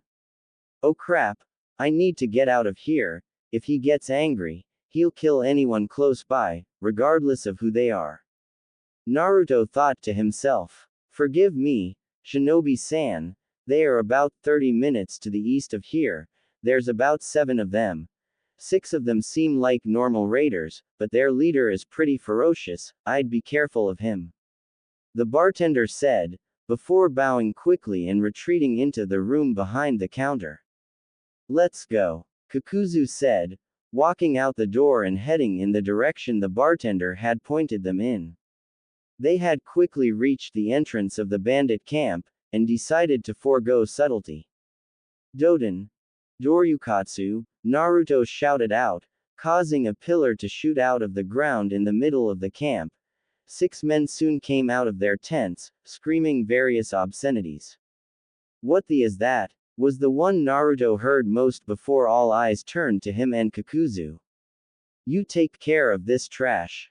I'm going for the leader, I can sense him in that tent there." Kakuzu pointed before shunshunning the short distance. One of the bandits charged at him, trying to catch him off guard, only for him to turn around, his hand seemingly launching from his wrist, catching the man by the neck. Fear flashed in the man's eyes before a quick movement of the wrist snapped his neck. He threw the body to the side, before entering the tent, only to fly out backwards a moment later. While the bandits were distracted with Kakuzu's savage attack, Naruto had already begun forming hand seals, preparing his next jutsu. "Raiden! Jaibashi!" he shouted, aiming for the nearest bandit, enough chakra in the attack to shock him into unconsciousness. Arg! He managed to get out before collapsing on the floor. Naruto smirked as he noticed the other 4 charge at him, swords drawn. He pulled out a kunai before racing toward them. "Surround him, he'll be easier too." The bandit was interrupted as Naruto sent him flying upwards with a thunderous uppercut. He landed on the back of his neck and slumped to the ground. Naruto had turned and thrown the kunai at the nearest bandit. He barely dodged it. "Shit! I didn't think they'd send ninjas," one of them shouted. "What the hell is wrong with his eyes?" Another shouted. "Who gives a shit? It's 3-on-1, he's just a kid, and we have the advantage," the last said. Naruto noticed he more experienced than the other 2. Naruto had raced towards the bandit he'd thrown the kunai at. The bandit noticed him and swung his sword wildly. Naruto quickly dived forward, underneath the sword swipe. He collided with the man's shins, knocking them both to the ground. He quickly regained his composure and punched the fallen bandit in the face, incapacitating him. He stood up and quickly performed 3 hand seals before holding his hand out and speaking. Sweden. Suihachi, a jet of water bursting from his palm, hitting one of the bandits square in the chest, launching him backwards, clearly winded. You're far stronger than I expected. A mere boy able to take down 4 bandits, the last bandit said to him. This man was the more experienced of the 6. He seems strong, I'll have to be careful, Naruto thought. The man suddenly rushed forward, swinging wildly, smirking all the while. I haven't trained enough with Kisame to see through the sword swipes, I've got no choice, I'll have to use it. Naruto thought. Naruto quickly jumped back and held out his arm. Shinra Tensei, he called out. The bandit felt like someone had punched him in the guy before he found himself being launched backwards. He crashed into one of the various tents littering the area. What the was that? Ku. It feels like a few of my ribs are broken, the bandit thought, coughing up blood whilst gently tracing his chest, trying to locate the broken ribs. Naruto had taken advantage of the situation and began running towards the injured bandit. The man noticed him at the last second, before a ferocious punch knocked him out. Naruto stood up straight, shaking his wrist. Man, that last punch hurt, he complained. He glanced over to where Kakuzu had been fighting, and noticed the man strolling towards him, a corpse draped over his shoulder. Let's go, he said simply. What? We've got to carry that body all the way back to Omegakure. Naruto called out. Kakuzu merely glared at him. No, you imbecile, we're going to drop it off at a nearby black market exchange point, and collect the bounty. Naruto frowned. Hey, we're not done yet. They both turned around to see 3 of the 6 bandits Naruto had fought. One was holding his face, the other his ribs, and the last was furiously rubbing the back of his neck. You didn't kill them? Kakuzu asked, anger clearly present in his voice. Naruto merely shook his head. Do it now, he commanded. What? Naruto questioned, clearly shocked by the demand. I said kill them, they are a threat to us. You wanted to become a shinobi, this is part of it, now kill them. I know you have a technique that can take them all out at once. Do it, they are a waste of time anyway. Kakuzu said as he continued walking. Meanwhile Naruto was struggling with an inner conflict. They are a threat to me. What the hell is that supposed to mean? I've already defeated them, is that not enough? Is this what being a ninja is all about? Killing people to survive, but if I don't act, they'll kill me here and now. What the hell am I supposed to do? Naruto thought to himself. He looked up only to be greeted by the kunai he'd thrown earlier. It struck him in his thigh. You overconfident little shit. We're not going down that easily. One of them shouted. Naruto glared at the bandits hobbling towards him. He could see their comrades stirring in the background. He yanked the kunai out of his thigh, wincing in pain. You brought this on yourselves. Naruto stated simply. He performed the necessary hand seals before calling out, Futon, Daitapa. He watched as the enormous blast of wind hit the bandits full on, small cuts appearing on their skin before they were blasted backwards. Kakuzu had stopped to survey the carnage, and watched as Naruto went to inspect his handiwork. There were 6 corpses strewn about the area, some had deep lacerations in their flesh, others had badly broken limbs. Naruto took it all in, knowing a lot more of this was to come. He simply turned away from the scene, before walking forwards a few steps and vomiting violently. Hey, I've never seen anyone react any differently to their first kill, why are they always sick? Kakuzu thought to himself. He had decided to wait for Naruto to catch up. The trips to the exchange point and back to Omegakure were silent. Kakuzu didn't care. They entered Pain's complex, before Naruto asked. Do you mind reporting to Pain? I'm going to my room. Kakuzu glared at the boy, before nodding, watching Naruto walk off slowly. With Pain and Kakuzu. I see, well, that's to be expected, it's his first time killing someone. Pain said, after listening to Kakuzu's report. Yes, although he seems to have taken it better than most people, killing 6 people at once isn't as simple as one.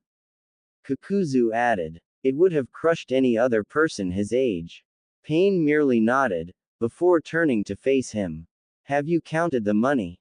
He asked. It's all there. Kakuzu said, handing the briefcase over and walking out. With Naruto. Pain said Kisame arriving tomorrow to give me some training. That gives me some time to think about what I did today. Naruto thought. Those guys were going to kill me. I know that. Does that make me killing them okay though? Is it self-defense? Kakuzu said this is what being a ninja is. Killing people. No matter where you're brought up, if you want to be a ninja, you have to kill people. What about? A knocking on the door knocked Naruto out of his thoughts. Come in. He spoke. He looked up to see Konan enter and stand in the doorway. I heard Pain and Kakuzu talking, you don't seem right. She said. He gave her a sad smile. I'm that easy to read, huh? He asked, his eyes studying the floor. Yes, she told him. Let me explain something to you, she said. He contemplated this for a moment, before looking up at her, and nodding, inviting her to take a seat on the chair by his desk. She sat down and crossed her legs, waiting for him to speak. I don't know if what I did earlier was okay. I know those men were going to kill me, but that doesn't make me any happier or feel better about killing them. He said. She couldn't tell his emotions, his eyes helped him hide them. She continued staring at him. He noticed her face softened slightly before she began speaking. Naruto, you know as well as me, that killing innocent people is not okay. She said. His eyes widened before he moved his gaze from her to the floor. However, if you hadn't killed them, they'd have definitely killed you, there's no doubt about that. She continued, his eyes were still on the floor. They were bandits, scum, they'd killed innocent people before. Do you think they thought about it like you are? They deserved what you did to them. She said firmly, remembering what had happened to her family during the Second Great Ninja War. We're ninjas, Naruto. We are sometimes paid to kill people, most of them deserve it anyway. I know there's not much I can say to make you feel any better. Don't destroy yourself over something that needed to happen. She finished. She stood up and walked towards the door. Opening it, she turned to him and gave him a quick nod before exiting the room. Naruto sat on his bed, in stunned silence. She's right. Those men needed to die, they were bandits. I suppose I should be thankful that I had to kill scum instead of someone honorable. It's something that needed to happen. He reassured himself, before standing up, opening his window and sticking his head out. He took a deep breath, before glancing across the village. I need to think more about this, I'm sure I'll have to kill a few more people yet. Naruto thought, walking away from the window, leaving it open. He plopped himself down on his bed and lay down. Will I be able to handle it? He thought to himself before dozing off. A year later, Naruto had spent the past year training and honing the jutsus he currently knew. He'd also been training with Kisame. Come on, you can do better than that. Kisame roared, swinging at Naruto violently. Naruto just managed to jump over the slice, before landing and rolling back immediately. He quickly stood up and shot through a few hand seals. Kisame noticed this and held Samahata up to defend himself from the attack he knew was coming. Raiden! Jaibashi! Naruto shouted, holding out his hands, and aiming towards Kisame. A bolt of lightning shot out of his palm and struck Samahata.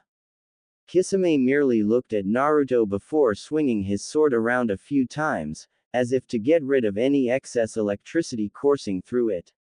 Oh come on, Naruto, This is pathetic. He said before launching towards Naruto. Samahata was held in his left hand. He punched Naruto hard in the stomach with his right, sending the 12-year-old careening backwards along the ground. Naruto stood up, and spat blood, before pulling out a kunai with his left hand and charging at Kisame. He raced towards him, forming a cage bunshin, using it as a stepping stone. He launched into the air, throwing the kunai at Kisame, to distract him. It didn't work. The kunai struck Kisame in the thigh. He seemed to ignore it and kept his eyes on Naruto, who was currently flying towards him. Naruto had just finished sealing. He took a deep breath before firing several large balls of wind at Kisame. Shit. I wasn't expecting that kind of attack. Kisame thought. One of the balls struck Kisame in the stomach, forcing him to take a step back, and then another and another.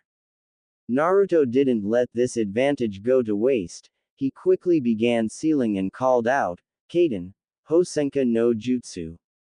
Kisame, who was just regaining his footing after the wind assault, looked up to see several balls of fire this time, flying towards him. He formed some hand seals, before calling out, Suiden, Sukoden no Jutsu.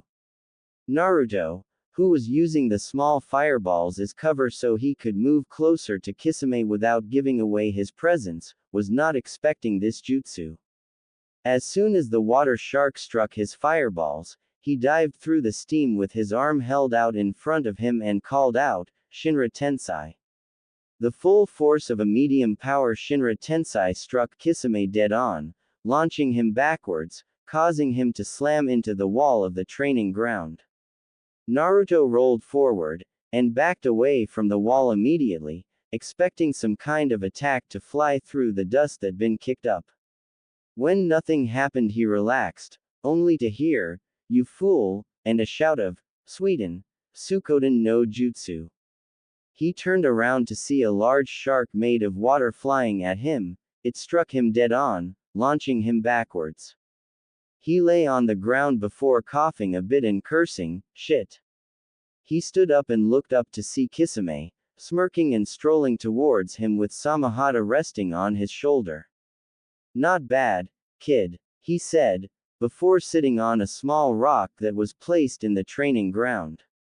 Naruto just stood there, rubbing his chest where the shark missile had struck him. I'm impressed, Naruto, Pain said as he strolled outside. He'd been observing the battle. Kisame, I'd like you to teach Naruto that Suiden jutsu you just used. Pain continued. Naruto, how many elemental jutsu do you know now? He asked. Naruto thought for a moment before answering. I know 6 Kaden, 6 Futon, 3 Raiden, 4 Doden and 5 Suiden, if you include the one Kisame's going to teach me. Naruto replied. Pain merely nodded. Very well, today's training is finished. Kisame, I want you to show Naruto that technique tomorrow. You can teach him the basics. His eyes and natural skill will do the rest. He finished before walking out. Naruto merely ran back inside, only stopping to nod when he heard Kisame shout, Be here at 7 in the morning. In his room, he sat at his desk and pulled out his technique journal. Journal. Kaden. Genkyu Fire Release. Roaring Flame Sphere. Itachi told me this technique is a much larger and more destructive version of Gokaku no Jutsu and only to be used in extreme circumstances. The hand seals are the same as Gokaku no Jutsu, you just have to force a lot more chakra into the technique. Kaden. Zukoku Fire Release. Intelligent hard work. You spit out a small fireball, which is just condensed fire chakra. As soon as it hits a surface, it will erupt into a giant firestorm, causing widespread destruction to the area. Futon. Repusho Wind Release. Violent Wind Palm. This is a simple technique that launches a concentrated gust of wind at the opponent. It can also be used to increase the speed and damage of thrown objects. Pain taught me this one, surprisingly. You just clap your hands together before calling the technique out and exhaling. Futon. Kami Oroshi, wind release, godly wind from the mountains. This jutsu creates a large vortex of wind that you can launch at the target. There is only one hand seal, Tiger. Raiden. Ikazuki Hakai. The user places his hands to the ground after converting their chakra into lightning. The user then sends an enormous bolt of electricity that cuts through the ground in the direction of the target. The shape of the bolt is a triangular with the base in the direction of the user and the tip headed towards the target. It causes devastating destruction on its way and generates enough heat and power to destroy whatever it comes into contact with. The hand seals are ox, rabbit, ram, dog, monkey. Doden. Yomi Numa, earth release, swamp of the underworld. This jutsu creates a swamp beneath the target. If it is made deep enough, it will kill the target. The larger you want the swamp to be, the more chakra you force into the jutsu. The hand seals are boar, tiger. Sweden. Daibakufu no Jutsu, water release, great waterfall technique. This jutsu forms a strong pillar of water to attack the opponent. Due to the force of the water, the target will be fully enveloped and dragged away. It is mostly used when you have someone who can cover you. The hand seals are tiger, ox, monkey, rabbit, ram, boar, ox, horse, monkey, tiger, dog, tiger, snake, tiger, ox, monkey, rabbit, bird. Sweden. Sukoden no Jutsu, water release, water shark missile technique. This jutsu forces water to attack the opponent in the form of a shark. I've been on the receiving end and can vouch for the amount of pain and damage it can cause. The hand seals tiger, ox, dragon, rabbit, bird, dragon, ram. Sweden. Bakusui Shoha, water release, exploding water colliding wave. After spitting out a great volume of water from your mouth, the enemy is swallowed up by this advancing surge and crushed. The user can ride the wave, allowing them to move at high speed, and attack the enemy, now swept off their feet, without fear of counterattacks. The amount of water created is proportional to the amount of chakra used. The leftover water can be used for additional water release jutsu. End of journal. After Naruto had finished adding his latest jutsu to his journal, he turned around and collapsed onto his bed. He began thinking about what was going on in Konoha.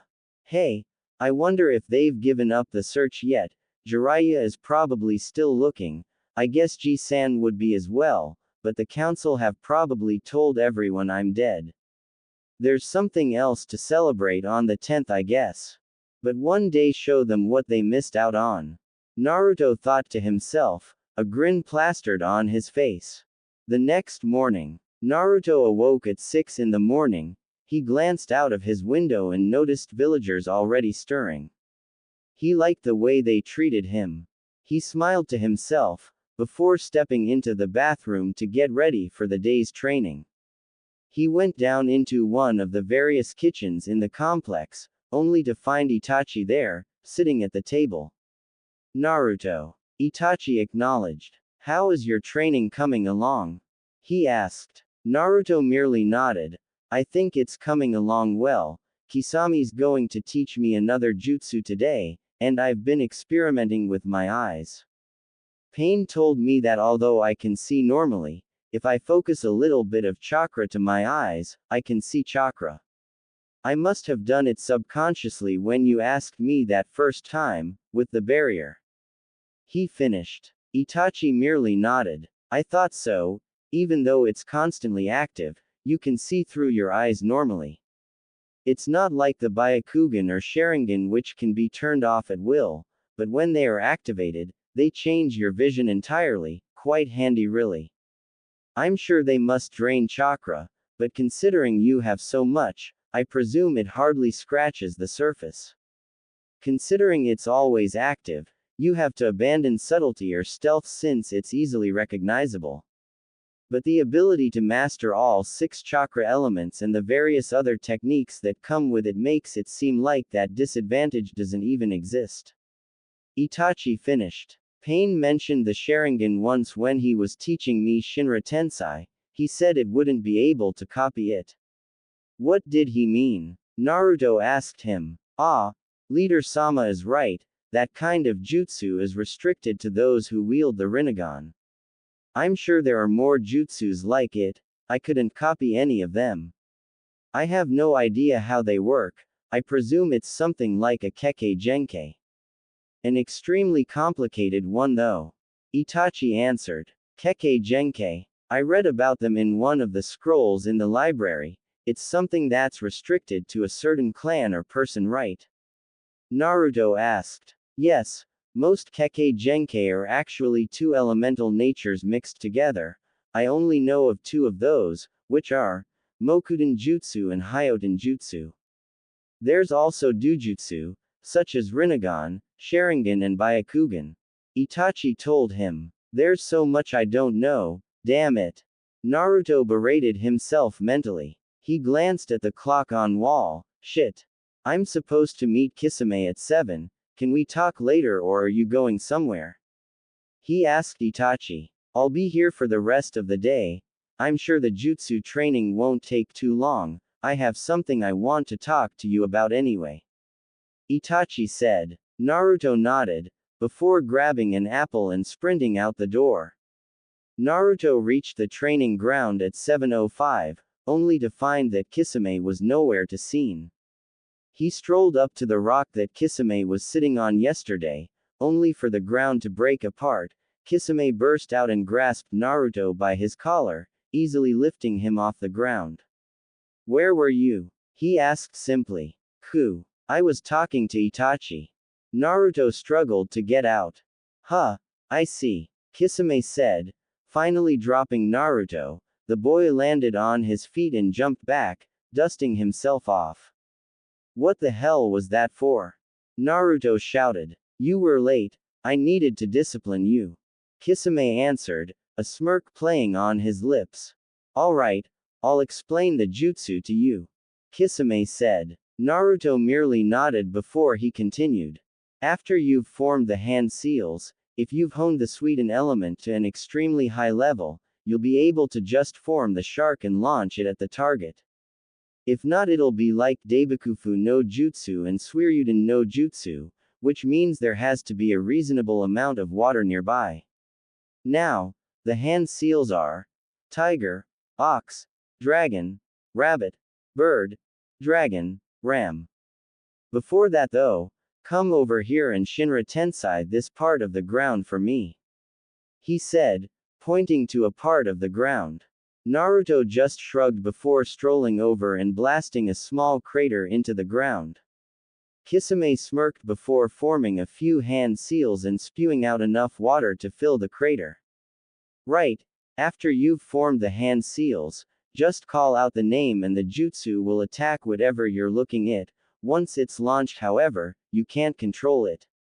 That's a big disadvantage, so it's best used when the target is distracted or can't move, like when I got you yesterday, you lowered your guard and look where that got you. Kisame said. Naruto glared at the man. Now show me the jutsu. He commanded. Naruto went through the hand seals, before calling out, Suiten, Sukoden no Jutsu, and keeping his eyes on the wall in front of him. A large shark comprised of water rose out of the crater and sped towards the spot Naruto was looking at. It crashed into the wall, causing small cracks to appear where it had hit. Kisame whistled before telling Naruto, nice work, I want you to try to make it smaller and more compressed, it should be a little bit faster that way, making the main disadvantage of the jutsu not as prominent. Naruto nodded before trying once again. This time the shark didn't do as much widespread damage, it did however impact further into the wall. This kid is ridiculous, I just taught him that jutsu, he's had 2 tries and both have been reasonable. Leader Sama did mention something about his eyes. Eyes and natural talent I'll ask Itachi if he knows what he meant by that. He seems to know a lot about Dujutsu. Kisame thought. Alright Naruto, practice the jutsu for however long you want, I've got some matters to take care of. Kisame said, strolling away into the complex. Naruto stood there for a moment before forming another shark missile and launching it at the wall.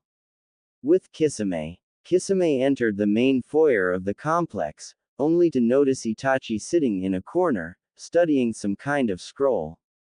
Itachi, I want to ask you something. Kisame shouted, walking towards him. Itachi didn't even look up, he just gestured at the chair opposite him. Kisame swiftly collapsed into it, placing his feet on the table, wobbling it slightly. Itachi just frowned. You know about Naruto's eyes, Leader Sama said something teaching him jutsu, but he picks them up within 4 to 5 attempts. I've never heard of anything like that, even with natural talent.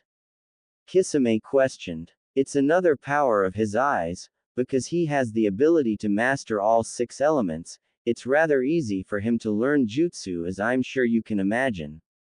I've been researching as much as I can about the Rinnegan, unfortunately there is hardly any information about it at all.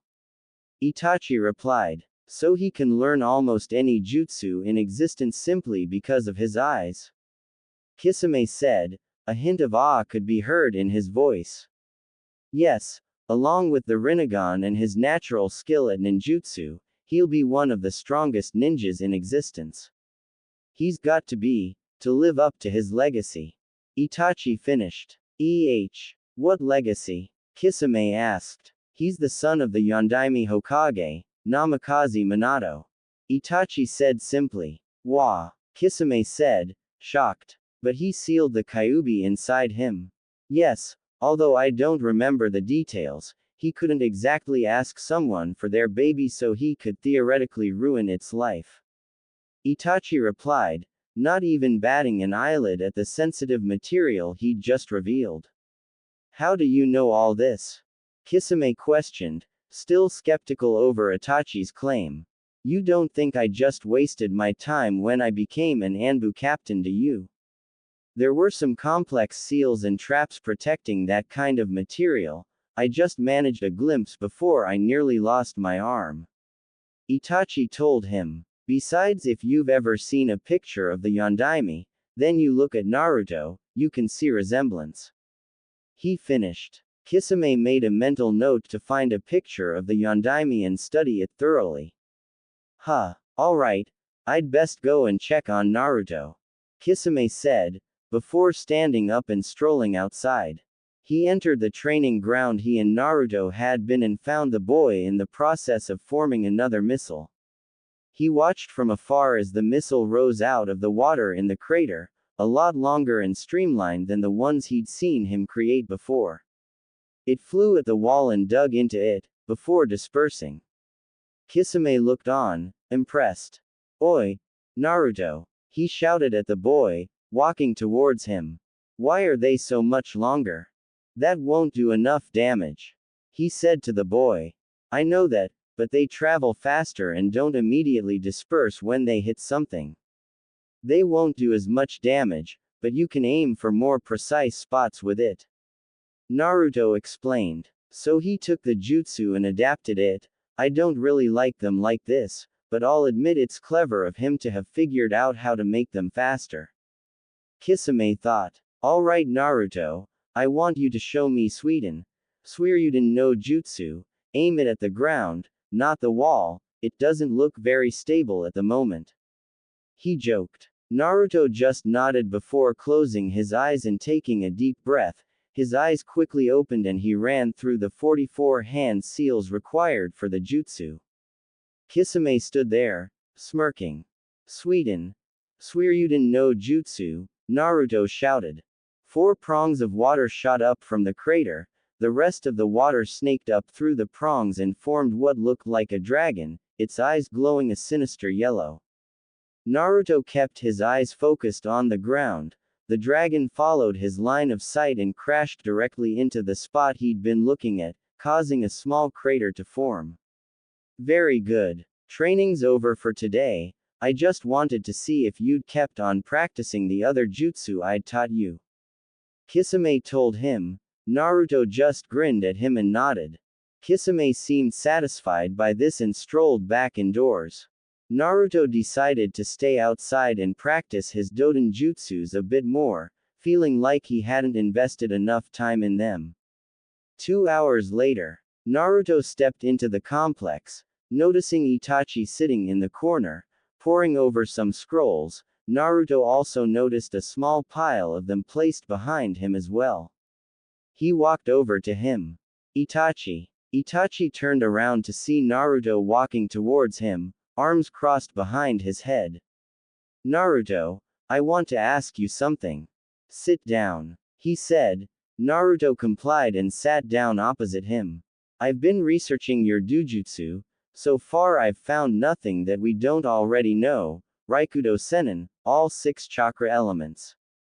I want to know what it feels like. Itachi asked him. Naruto was shocked by the question, mainly because Itachi usually kept to himself. I remember the first time I used them, that accident before we first met. He looked down at the floor. I didn't know what had happened, but I felt great, like I'd been reborn. I can't describe it. Now I don't feel any different. If I am supposed to feel any different now, I'm guessing my body has already gotten used to it. Naruto told him. Itachi merely nodded. I see, it's nothing like first awakening the Sharingan then. It's quite overwhelming, I'll admit, seeing chakra for the first time, watching people move, knowing how they're going to move before they do. Naruto merely nodded, not knowing how to reply to what Itachi had said. It was silent for a moment before Naruto piped up. Itachi, earlier when we were talking about the Sharingan, you mentioned something called the Bakugan. What's that? Naruto asked. Ah, it's called the Byakugan, and it's another dujutsu, like the Rinnegan and Sharingan. I'll explain something to you. There are only 3 known dujutsu throughout the world: the Rinnegan, Sharingan and Byakugan. It would seem to me that the Rinnegan is focused purely on ninjutsu, giving you all 6 chakra elements and various other abilities. The fact